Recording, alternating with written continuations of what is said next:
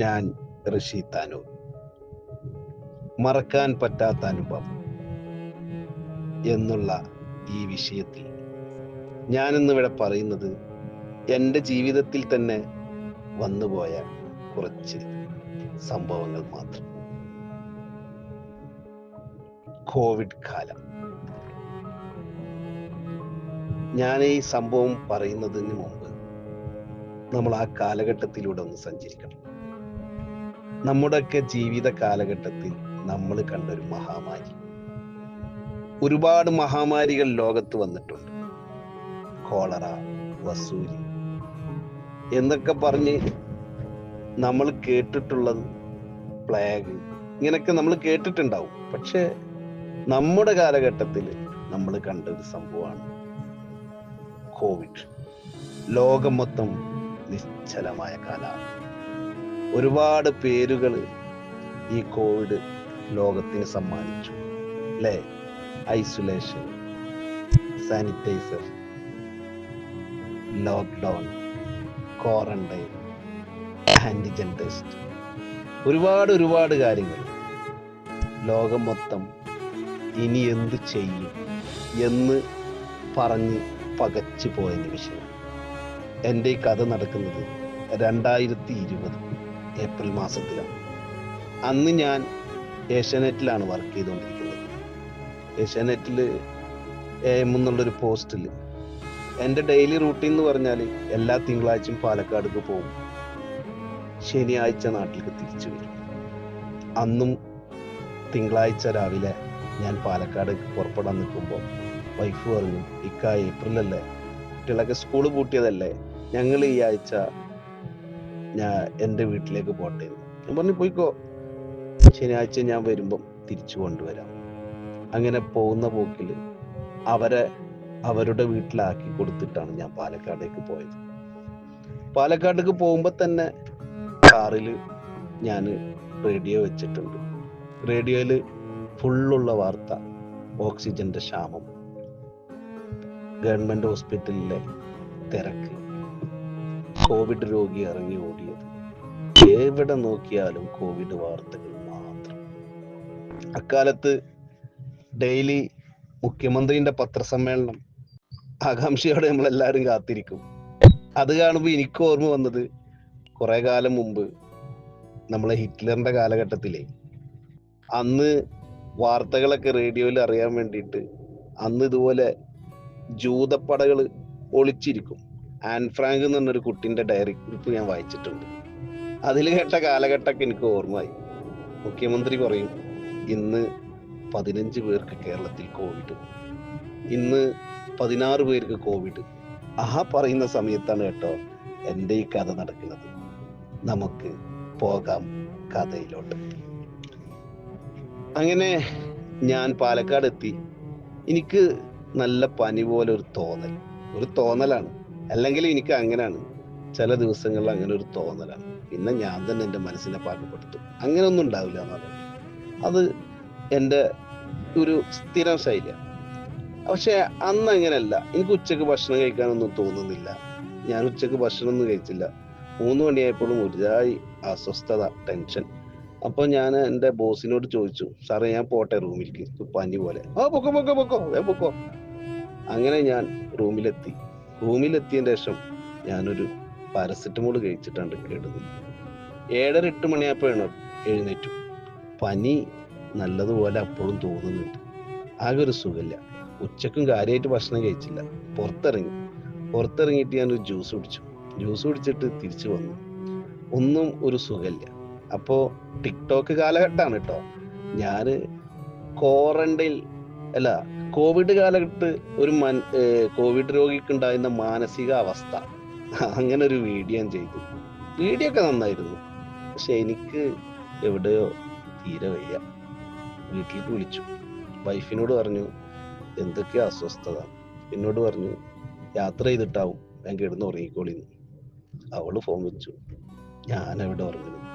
തിരിഞ്ഞും മറിഞ്ഞും കിടന്ന് നേരം എടുത്തു. അമ്പലത്തിലെ പാട്ടും പള്ളിയിലെ വാങ്കൊക്കെ കേൾക്ക് ഞാനങ്ങനെ കിടന്നു. നേരം വെളുത്തപ്പോഴേ ഓഫീസിൽ മീറ്റിംഗ് പ്ലാൻ ചെയ്തിട്ടുണ്ട് സർവീസ് ടീമിനായിട്ട്. മീറ്റിംഗ് കഴിഞ്ഞ ആഴ്ച പ്ലാൻ ചെയ്തതാണ്. അപ്പോൾ നമ്മളെ പനിയൊന്നും ഇപ്പോൾ അതിൽ ബാധിക്കണ്ടെന്ന് വിചാരിച്ചു. ഞാനും മീറ്റിങ്ങിന് പോയി. ബോസാണ് മീറ്റിംഗ് ഒക്കെ നടത്തിയത്. ഞാൻ കൂടെ ഇരുന്നുള്ളൂ, ഇത് പനിയാണെന്ന് പറഞ്ഞിട്ട്. മീറ്റിംഗ് കഴിഞ്ഞതിന് ശേഷം നമ്മൾ എന്ത് ചെയ്തു, ഒരു സെൽഫി എടുത്തു. 40-45 പേര് എല്ലാവരും പാടെ നിന്നിട്ട് ഞാൻ മുന്നിൽ നിന്നിട്ട് ഹായ് എന്ന് പറഞ്ഞിട്ട് ഒരു സെൽഫി എടുത്തു. ഈ സെൽഫിക്ക് ഈ കഥയിൽ വലിയ സ്ഥാനം ഉണ്ട് കേട്ടോ, പറയാം. അങ്ങനെ അന്നത്തെ ദിവസം അത് അങ്ങനെ കഴിഞ്ഞു. എനിക്ക് 3 മണിയായപ്പോൾ ഇന്നലത്തെ പോലെ തന്നെ വെയ്യ. ഞാൻ സാറിനോട് പറഞ്ഞു, സാറെ പനി കൂടി വരുന്നുണ്ട്, പണ്ടാറ നീ കോവിഡാണാവോ. സാറ് പറഞ്ഞു അങ്ങനെ പറയണ്ട, നീ പോയിക്കോ, റൂമിൽ പോയിക്കോന്ന് പറഞ്ഞു. റൂമിൽ പോയി. രാത്രി നല്ല പനി, ഒരു രക്ഷയില്ല. ഞാൻ രാത്രി തന്നെ ലക്ഷ്മി ഹോസ്പിറ്റലിൽ പോയി. ലക്ഷ്മി ഹോസ്പിറ്റലിൽ പോയപ്പോൾ എനിക്ക് ഡോക്ടർ പാരസിറ്റമോളും 5 ദിവസത്തിനുള്ള മരുന്നും തന്നു. ഞാൻ സാറോട് പറഞ്ഞു, സാറേ ഞാൻ നാളെ ഓഫീസിലേക്ക് വരുന്നില്ല കേട്ടാ, ഞാൻ രാവിലെ ചിലപ്പോൾ നാട്ടിലേക്ക് പോകും. ആ ശരിയെന്ന് പറഞ്ഞു. അങ്ങനെ അന്നത്തെ ദിവസം എങ്ങനെങ്കിലൊക്കെ ഉറങ്ങിയിട്ട് ഉറക്കൊന്നും കിട്ടിയില്ല, തട്ടിമുട്ടി കിടന്ന് രാവിലെ ഒരു 8:30 ആയപ്പോൾ ഞാൻ നാട്ടിലേക്ക് പുറപ്പെട്ടു. വൈഫിനെ വിളിച്ചു പറഞ്ഞു, ഞാൻ വരുന്നുണ്ട്, പക്ഷെ ഈ വരണ്ട, ഈ നിന്റെ വീട്ടിൽ തന്നെ നിന്നോ, ഞാൻ നമ്മളോടക്ക് പോവാ, പനിയൊക്കെ ഉണ്ട്, കോവിഡ് കാലാണ്, പറയാൻ പറ്റൂല, മാസ്ക് ഒക്കെ ഇട്ടാളി നല്ല പോലെ എന്നും പറഞ്ഞു. ആയിക്കോട്ടെ എന്നും പറഞ്ഞു. പോണ പോക്കിൽ എനിക്കൊരു തോന്നല്, ഇത് കോവിഡാണ്. ഞാൻ ഉടനെ ആശൻ ഡോക്ടർക്ക് വിളിച്ചു. ആശൻ ഡോക്ടറാണെന്ന് മെഡിക്കൽ സൂപ്രണ്ടാ, പുള്ളി നമ്മളൊരു പഴയ ബന്ധുവാണ്. അങ്ങനെ ബന്ധത്തിന്റെ പുറത്ത് ഞാൻ വിളിച്ചപ്പോൾ സാറ് പറഞ്ഞു, എന്തേ? അല്ല സാർ, എനിക്കൊന്ന് ആന്റിജൻ ടെസ്റ്റ് ചെയ്യണമെന്നുണ്ട്, കോവിഡിന്റെ തോന്നൽ. അന്നൊക്കെ ഗവൺമെന്റ് ഹോസ്പിറ്റലിൽ ഡെയിലി 100 ആൾക്ക് ചെയ്യുന്ന ഒരു സമയമാണ്. പുറത്തുനിന്നൊന്നും ഈ ആന്റിജൻ ടെസ്റ്റ് ഇല്ല കേട്ടോ. അങ്ങനെ ഡോക്ടർ പറഞ്ഞപ്പോൾ എന്നോട് പറഞ്ഞു, അതൊന്നും വേണ്ടാന്ന്, നിനക്ക് പനി ഇപ്പൊ ഇന്നലെ തുടങ്ങിയതല്ലേ, ഒരു 5 ദിവസം മരുന്ന് കുടിച്ച് റെസ്റ്റ് എടുക്ക്, ഇനി പാലക്കാടേക്കൊന്നും പോവാൻ നിൽക്കേണ്ടെന്ന്. അല്ല സാറേ, എനിക്ക് എന്തോ തോന്നല് അങ്ങനെ. എന്നാ ഇനിയിപ്പോ ഇന്ന് പറ്റില്ല, നാളെ പോരെ, ഞാൻ ബുക്ക് ചെയ്യാന്ന് പറഞ്ഞു. ഡോക്ടർ തന്നെ അവിടെ അതിനുള്ള സൗകര്യം ഒരുക്കി. വൈകുന്നേരം അപ്പൊ നാട്ടിലെത്തി. വീട്ടിൽ പോയി. വീട്ടിലാരും ഇല്ല. എനിക്കാണെങ്കിൽ നല്ല വിഷമം. ഞാനപ്പോ ഉമ്മാനോട് പറഞ്ഞു, ഉമ്മ ഞാൻ വന്നു, ചെറിയ പനി പോലെ ഉണ്ട്.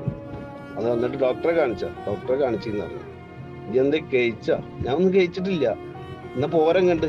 ഞാൻ പറഞ്ഞു, വേണ്ടമ്മ, പനിക്കുന്നുണ്ട്, അത് പ്രശ്നമൊന്നും ചെയ്തിട്ട് പോരേന്ന് പറഞ്ഞു. ഉമ്മാന്റെ നിർബന്ധത്തിന് കഴിഞ്ഞപ്പോ ഞാൻ വീട്ടിൽ പോയി. വീട്ടിൽ പോയപ്പോ ഉപ്പ ഉണ്ട് ട്ടോ. അന്ന് ഉപ്പ പുറത്തന്നെ നിൽക്കാണ്. ഞാൻ കാറിൽ നിന്ന് ഇറങ്ങിയപ്പോ തന്നെ മൂപ്പര് വന്നിട്ട് എന്റെ നെറ്റിയിലും ഇവിടെ ഒക്കെ തൊട്ട് വെക്കാം. ഞാൻ ഉപ്പ പറയാൻ പറ്റില്ല, ഉപ്പ പനിയാണ്, കോവിഡൊക്കെ ഉള്ളതാണ്. അപ്പൊ ഉപ്പ അലക്കാതെ വയ്ക്കാവുന്നു, കോവിഡ് ഉപ്പാന്റെ സ്ഥിരം ശൈലി. അങ്ങനെ ഉമ്മ പറഞ്ഞിട്ട് നിർബന്ധിച്ചപ്പോ ഞാൻ തെണ്ണയിൽ കയറിയിരുന്നു. എന്നിട്ട് അവിടെ തെണ്ണാന്ന് പറഞ്ഞാല് വീടിന്റെ കൊലായിലുള്ള ഒരു തിണ്ടാട്ട, അവിടെ ഇരുന്നിട്ട് കഞ്ഞി കുടിച്ച്. വീടിന്റെ ഉള്ളിൽ കയറാൻ എനിക്കും എന്തൊക്കെയോ തോന്നുന്നില്ല. വീട്ടിലാണെങ്കിൽ ഉമ്മയും ഉപ്പയും 2 അനിയന്മാരും ഭാര്യമാരും ചെറിയ മക്കളും ഉണ്ട്. 2 ആൾക്കാർക്കും 6 മാസമായ 2 ചെറിയ കുട്ടികളുമാണ്. അവരൊന്നും ഞാൻ കണ്ടില്ല. പക്ഷെ അവിടുന്ന് കഞ്ഞി കുടിച്ച് ഞാൻ ഇറങ്ങി. നേരെ എൻ്റെ വീട്ടിലേക്ക് പോയി. എൻ്റെ വീട്ടിൽ പോയിട്ടും 2 ദിവസമായിട്ട് ഉറങ്ങിയിട്ടില്ല. അതേപോലെ തന്നെ നിന്നും ഉറക്കത്തിന്റെ കാര്യം കട്ടപ്പോകാം. അങ്ങനെ അത് കഴിഞ്ഞ് നേരം വെളുത്തു, വേഗം റെഡിയായി. ഡോക്ടർ പറഞ്ഞിട്ടുണ്ടല്ലോ നാളെ ചെല്ലാന്. ഡോക്ടറെ വിളിച്ചു. ഡോക്ടർ എപ്പോഴാ എത്തണ്ട്? ഒരു 11:30 ആകുമ്പോൾ എത്തിക്കോ. 11:30 എത്താന്നുള്ള പ്രതീക്ഷയില് ഞാന് വേഗം റെഡിയായി. അവിടെ പോയപ്പോ ഭയങ്കര തിരക്ക്. ഡോക്ടറെ വിളിച്ചപ്പോൾ ഡോക്ടർ പറഞ്ഞു, നല്ല തിരക്കാണ്, നീ ഒരു കാര്യം ചെയ്യും, ഇതൊക്കെ 1 മാസം മുമ്പ് ബുക്ക് ചെയ്ത ആൾക്കാരാണ്, ഒരു 2:30 മണിയാകുമ്പോൾ ഇങ്ങോട്ട് പോകാന്ന് പറഞ്ഞു. അങ്ങനെ വീണ്ടും വീട്ടിൽ പോയി. 2:30 മണിയായപ്പോ ചെന്നപ്പോ ആരുമില്ല. ഡോക്ടറുടെ കാറുണ്ട് അവിടെ. ഡോക്ടർ പറഞ്ഞു, ലാസ്റ്റ് റൂമിൽ പോയിക്കോ, അവിടെ ചെയ്യുമെന്ന് പറഞ്ഞു. അവിടെ പോയപ്പോ ഒരു സിസ്റ്റർ മാത്രം. അവര് ആന്റിജൻ ടെസ്റ്റ് ചെയ്തു. ഞാൻ എന്താ ചെയ്യണ്ടേ? അല്ല, നിങ്ങൾ എന്തെങ്കിലും ഉണ്ടെങ്കിൽ വിളിക്കും, പോയിക്കോളിന്ന് പറഞ്ഞു. മൂക്കിക്ക് എന്തോ ഒരു സാധനം എടുത്ത് കയറ്റി. ഇപ്പോഴത് ആലോചിക്കുമ്പോ ചൊറിച്ചിൽ. അത് കഴിഞ്ഞ് ഞാൻ വന്ന് കാറിൽ കയറി. അപ്പോഴത് അബ്ദുല്ലക്കുട്ടി, നമ്മള് ഒപ്പം പഠിച്ചതാണേ, കൊറേ കാലത്തിന്റെ ശേഷം അന്ന് അവനെ കണ്ടതാണ്. കണ്ടപ്പോ എന്നോട് എന്താ റഷീദ? ഞാൻ പനിച്ചിട്ട് ഇങ്ങനെ കോവിഡൊക്കെ ഉള്ളതാണ്, പൊയ്ക്കോ നോക്കിയിട്ടെന്ന്. അവനോട് ഞാനും ഭർത്താനും പറഞ്ഞു. അങ്ങനെ പോയി ഏകദേശം ഞാന് നമ്മളെ ബ്ലോക്കിന്റെ അവിടെ എത്തുമ്പോ ഉണ്ട് ആശൻ ഡോക്ടറെ കോള്. റഷീദ് എവിടെ എത്തി? ഞാൻ പറഞ്ഞു, ഇത് പോണ്. നിന്റെ കൂടെ ആരാ ഉള്ളത്? ഞാൻ ആരുമില്ല. നീ എവിടുക്കാ പോണേ? ഞാൻ പറഞ്ഞു വീട്ടിലേക്ക്. നീ വണ്ടി സൈഡാക്കുന്നത്. അപ്പോഴാണ് എനിക്ക് എന്തൊക്കെയോ തോന്നി. ഞാൻ വണ്ടി സൈഡാക്കിയോ ഡോക്ടർ പറഞ്ഞു ഞാൻ ഇപ്പൊ നിന്നെ വിളിക്കാന്നിട്ട് കട്ട് ചെയ്തു. അപ്പൊ തന്നെ ഉണ്ട് പിന്നെ ഒരു കോള് വരുന്നത്. ഒരു ലേഡി. അബ്ദുൾ റഷീദ് ആണോ? നിങ്ങൾ ഹോസ്പിറ്റലിൽ പോയോ? നിങ്ങൾക്ക് ഇതിൽ ചെറിയൊരു പ്രശ്നമുണ്ട് റിസൾട്ട് വന്നപ്പോ. നിങ്ങൾ ഇനി എവിടെയും പോകരുത്, നേരെ വീട്ടിലേക്ക് തന്നെ പോണട്ടോ എന്ന് പറഞ്ഞു. ഏകദേശം കൺഫേം ആയി.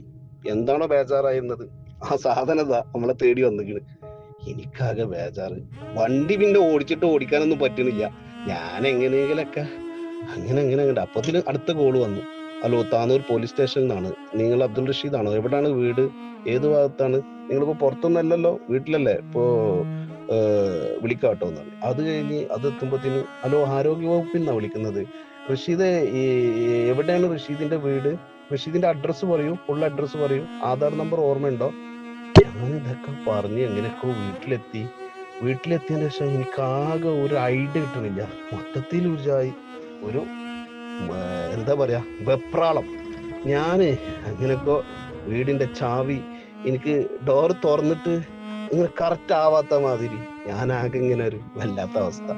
ഞാൻ എങ്ങനെയെങ്കിലൊക്കെ ഡോർ തുറന്നു. ഞാൻ ആദ്യം ചെയ്തത് ഞാൻ കിടന്ന ആ ബെഡും കട്ടിലൊക്കെ എല്ലാം പാടെ കെട്ടി തൂക്കി ഞാൻ കോണിക്കൂട്ടിൽ വെച്ചു. എന്റെ കാറ് നേരെ കാർ പോർച്ചിലേക്ക് ഇട്ട് കാറിന്റെ ചാവി കാറിന്റെ അതിന്റെ ചോട്ടിൽ തന്നെ വെച്ചു. എന്നിട്ട് ഒരു ഐഡിയ കിട്ടുന്നില്ല. എനിക്ക് എന്തൊക്കെയോ ഒരു പൊറുതേട്.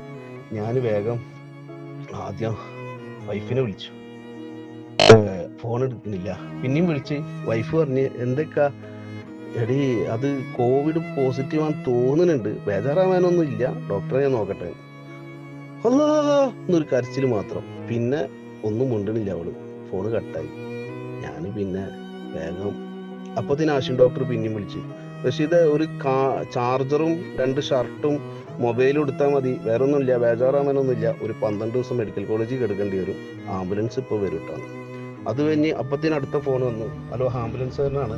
പിന്നെ ഒരു കാര്യം ചെയ്യും, എവിടെ നിങ്ങളെ വീട്? ഞാൻ പറഞ്ഞു ഇവിടെ മൂലക്കൽ വായനശാലിന്റെ അവിടെ. ഞങ്ങൾ വയലത്തൂർ എത്തിക്കണം, ഞങ്ങളിപ്പോൾ എത്തും, ഞങ്ങൾ അവിടെ തന്നെ ഇരിക്കും, എവിടെയും പുറത്തു പോയിരുന്നിട്ടാണ്. ഞാൻ പറഞ്ഞു നിങ്ങൾ ഇങ്ങോട്ട് വരണ്ട, ഞാൻ അങ്ങോട്ട് വരാം, കാരണം ആ സൗണ്ടൊക്കെ കേട്ട് കഴിഞ്ഞാല് ആകെ പ്രശ്നമാവൂല, എല്ലാരും അറിയൂലേ. നിങ്ങൾ പുറത്തിറങ്ങാൻ പാടില്ല, നിങ്ങൾക്ക് അറിയില്ല ഇത് അവസ്ഥ എന്ന് പറഞ്ഞു. ഞാനങ്ങനെ അപ്പത്തിന് ഞാൻ ഷർട്ടും പാൻറ്റും കാര്യങ്ങളൊക്കെ എല്ലാം എടുത്ത് ഞാൻ വീട്ടിൽ നിന്ന് അപ്പത്തിന് പോലീസുകാരൻ്റെ അടുത്ത കോള് വന്നു. പോലീസ് സ്റ്റേഷനിൽ നിന്നാണ്, നിങ്ങളെ ആംബുലൻസ് ഇപ്പം എത്തും, പുറത്തൊന്നും പോകരുത് കേട്ടോ, ആരും കാണരുത്. പിന്നെ അങ്ങനെ പിന്നെ നിങ്ങൾ ഇന്നലെ വീട്ടിൽ പോയിട്ട് നിങ്ങളെ വീട് എവിടെയാണ്, തറവാട് എവിടെയാണ്, നിങ്ങൾ വീട്ടിലാരൊക്കെ ഉണ്ട്, അങ്ങനെയൊക്കെ ചോദ്യങ്ങൾ ഉത്തരങ്ങളൊക്കെ പറഞ്ഞു. എനിക്ക് വലിയ പ്രശ്നങ്ങളൊന്നും തോന്നിയില്ല.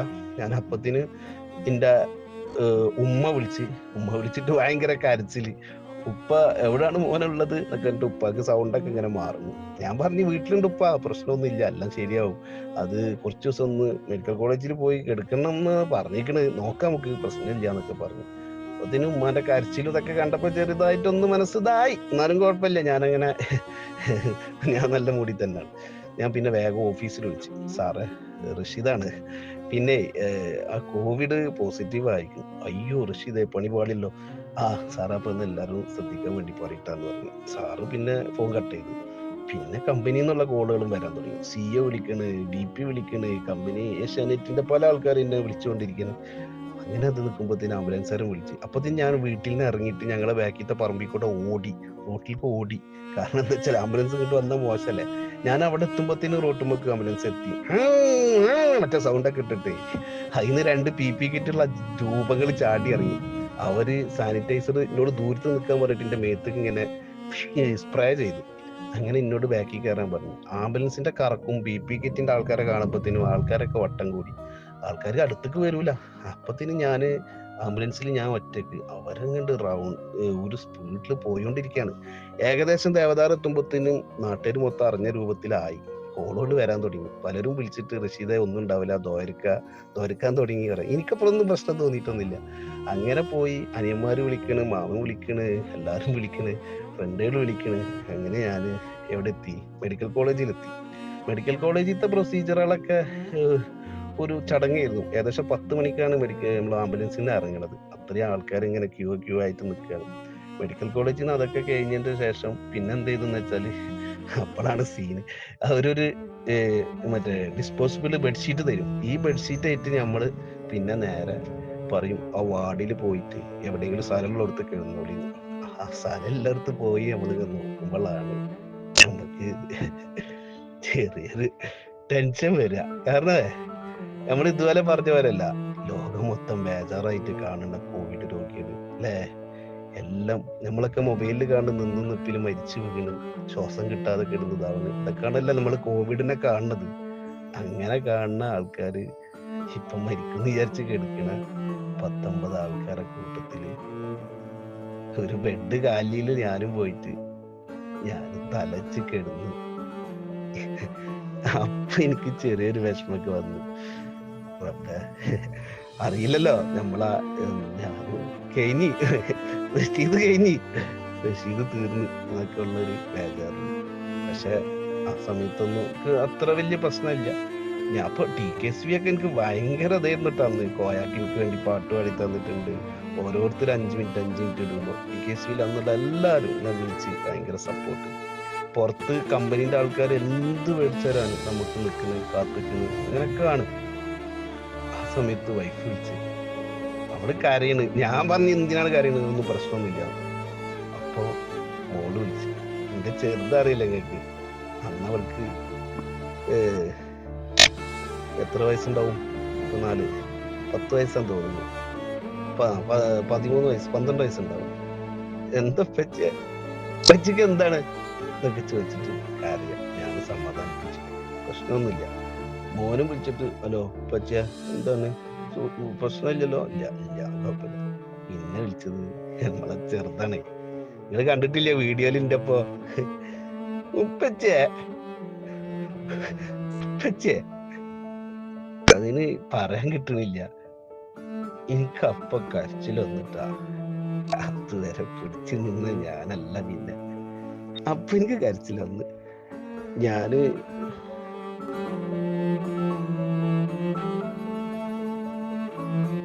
കഴിഞ്ഞില്ലേ എന്നുള്ളൊരു ചിന്ത.